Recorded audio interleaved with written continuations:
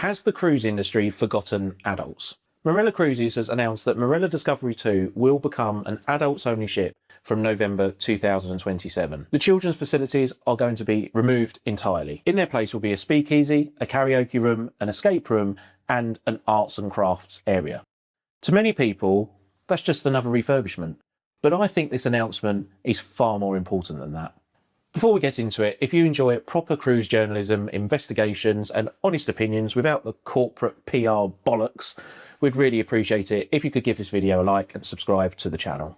And if you'd like to support what we do even further, you can become a member of Sail Away from just £1 per month using the code that's on your screen now. Your support helps us remain completely independent and allows us to continue producing videos like this. Now, for the past 15 years or so, the cruise industry has been engaged in what appears to be an arms race. Who can build the biggest ship? Who can build the longest water slide? The biggest water park? The fastest roller coaster? Every new ship launch seems to come with another attraction designed to make families say, boy, we've got to book that one. Just look at the major cruise lines.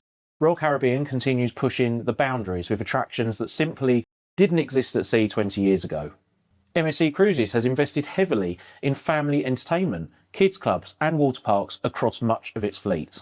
Disney doesn't even need explaining. Family holidays are its entire identity. Norwegian Cruise Line has racetracks, incredible water slides and attractions aimed squarely at keeping younger guests entertained.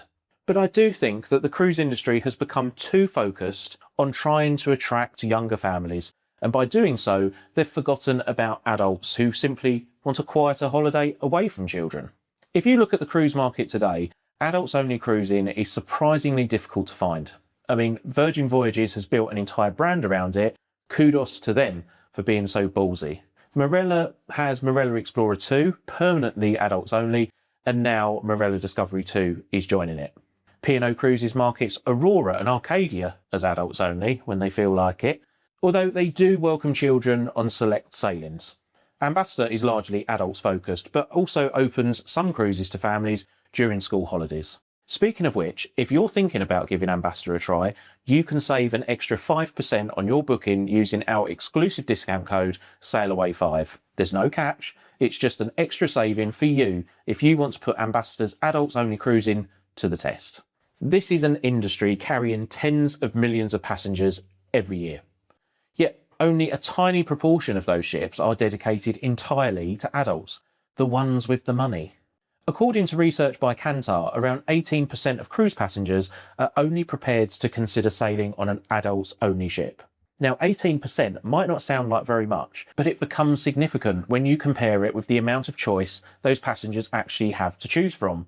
And when you're talking about a market of 39 million cruisers, these figures present a huge opportunity to cruise lines prepared to take the risk and target an adult-only audience. And that's where I think Marella has an opportunity here, because if I'm being completely honest, and I'm sure you'd expect nothing less by now, I don't think that Marella has much to rave about, other than the unique way they package holidays and the inclusions that they offer. I've sailed with Marella several times. I've also worked for Marella, albeit briefly. I like to think I know the product reasonably well. And I genuinely think that the cruise line has some genuine strengths. Friendly crews, smaller ships, straightforward all-inclusive pricing, relaxed British service, ports that many larger ships can't always access. But if I'm spending somewhere between £4,000 and £5,500 on a 7-night family cruise for 4, why on earth would I choose Marella? If you're foaming at the mouth with what I'm saying, let us know in the comments why you think Marella is a great choice for you and your family. Because in my opinion, they can't compete with the likes of Royal Caribbean. Royal Caribbean are just too good. Looking at the numbers, for similar money, or sometimes even less, depending on when and where you book, you can sail with Royal Caribbean ships packed with flow riders, zip lines, aqua theatres, climbing walls, and neighbourhoods specifically designed to wow families. Then you have MSC, which offers newer ships with extensive children's facilities. P&O's Avia and Iona were purpose-built with families in mind. Those cruise lines have invested billions creating holidays that revolve around children and families. Marella hasn't. I've seen the children's facilities on a few of their ships, and I think they look quite depressing, to be honest with you. If I was taking my niece and nephew on a cruise, I would not think of Marella at all. But that's my opinion. There will be plenty of families that go on Marella, and it does the job for them. Not every cruise line needs to be everything in the same way as everyone else. In fact, I would argue that's where many companies are going wrong.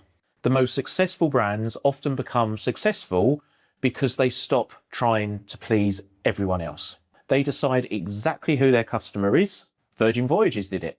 Saga did it. Disney did it. And to an extent, I think Celebrity did. You rarely see children in their marketing. It's all about the adult, and that onboard experience really does revolve around adults. I would be so happy if Celebrity become an adults only line. But what about you? Would you like to see Celebrity as an adult only cruise line? Let us know in the comments. So perhaps Marella should do the same. Perhaps instead of trying to compete with Royal Caribbean, MSC and P&O for families, it should become Britain's leading mainstream adults only cruise line.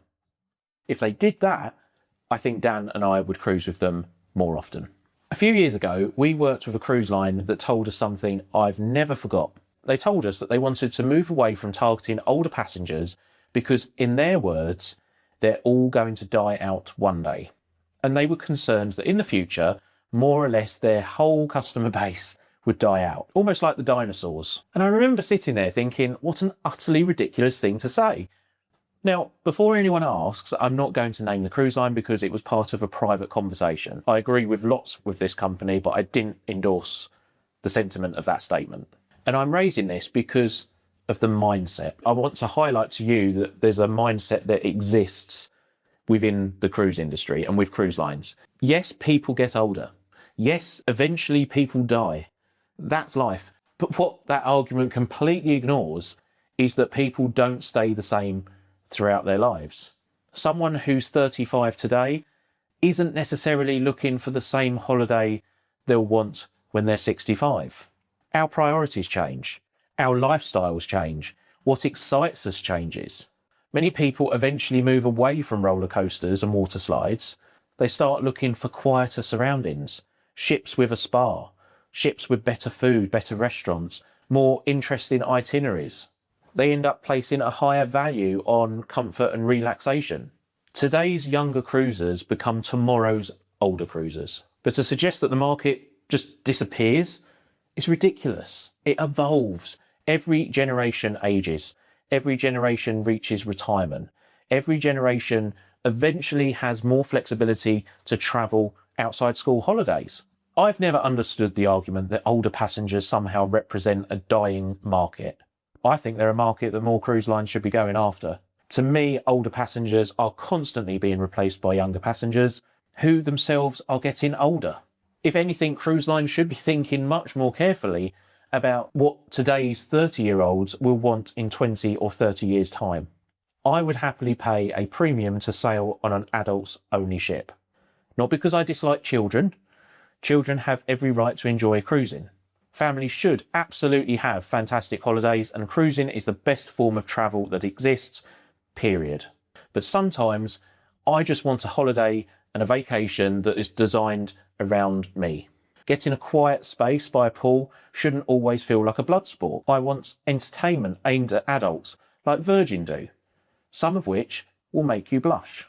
And I know from speaking to so many cruise passengers over the years that I'm far from alone in thinking like this. Which brings me back to Marella Discovery 2. Marella is redesigning the ship around adults. New venues are being built specifically for adult passengers. And I think that is a very smart move, and I think Marella Discovery 2 will become more popular as a result. Will every cruise line follow? Probably not. Family cruising is enormously profitable. The big cruise lines are far too busy chasing after the same market.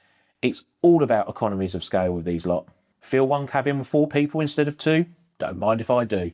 Sell soft drinks, sell ice cream, sell arcade credits, sell family photographs, sell shore excursions for 4 instead of 2. This is what the cruise lines are thinking.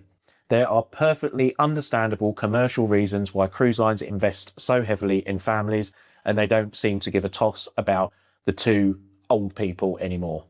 You don't matter as much as Tina, Ben and the 2 kids. But adults spend money too. Specialty dining, spa treatments, cocktails, wine, coffee, premium excursions, upgraded cabins. And perhaps most importantly, many adults have the flexibility to travel throughout the year, not just during school holidays. That creates enormous opportunity to fill ships during quieter periods, which is exactly why Discovery 2 is beginning its adults-only transformation in the winter. The demographics already favour adult cruisers, so why not lean into it? Perhaps this is the beginning of something much bigger.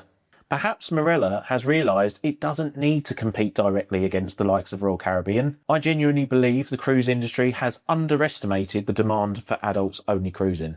And right now, if you're looking for an adults-only mainstream cruise, your options remain surprisingly limited.